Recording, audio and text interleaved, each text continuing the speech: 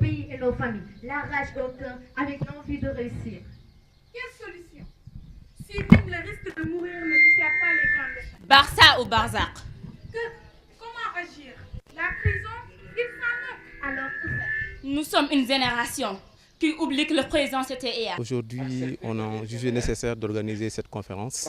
C'était pour clôturer nos activités que nous avions entamées depuis le début de l'année scolaire. Et c'est une occasion également de fêter l'excellence au sein de ce club. Donc, nous avons initié depuis 2014.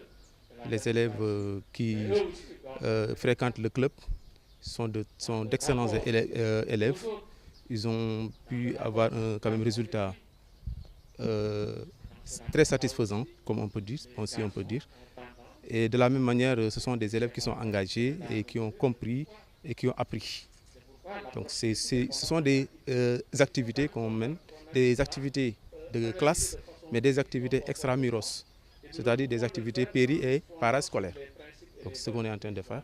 Et là également, on est en phase avec le ministère de l'Éducation nationale à travers la direction de l'enseignement moyen secondaire général. Alors moi, je suis particulièrement honorée d'avoir été choisie comme marraine par ce club qui est vraiment très dynamique et que je vois depuis de longues années s'activer pour faire émerger les jeunes, surtout dans des zones assez difficiles comme la banlieue. Je pense que c'est d'une importance capitale de montrer à tous les jeunes, à tous les élèves, à tous les jeunes qu'ils font partie intégrante de ce pays et que leur voix compte. Et c'est vraiment, je pense, une initiative à multiplier, que des enseignants et des élèves et des parents d'élèves travaillent de concert pour trouver des solutions. Parce qu'après tout, les problèmes de l'éducation sont des problèmes familiaux avant de concerner l'État à grande échelle. C'est une manifestation d'une très grande importance, dans la mesure où elle permet de sensibiliser un peu, de mobiliser le milieu scolaire dans le cadre essentiellement de l'éducation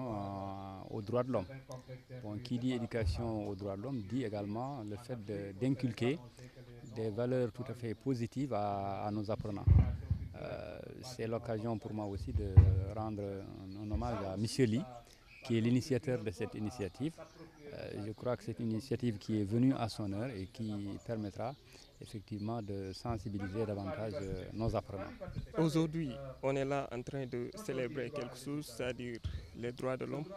Et même si on est occupé, on a, c'est-à-dire une dette envers ce club, parce que ce club a participé à notre formation. Nous sommes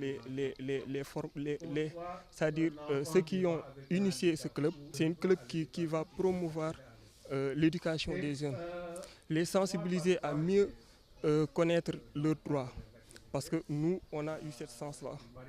Et on est là en train d'encadrer nos frères et sœurs pour qu'ils puissent au moins faire quelque chose, comme puisque nous avons laissé ici quelque chose pour eux.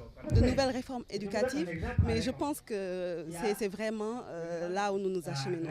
Parce que je pense que si on voit ces grèves incessantes, parfois c'est des enseignants, quand j'étais à l'école c'était les enseignants la plupart du temps, j'arrive à voir des grèves d'élèves, on voit des grèves d'étudiants, parfois malheureusement avec des conséquences assez négatives, même jusqu'à des morts d'hommes qu'on regrette amèrement. Je pense qu'il est plus que temps.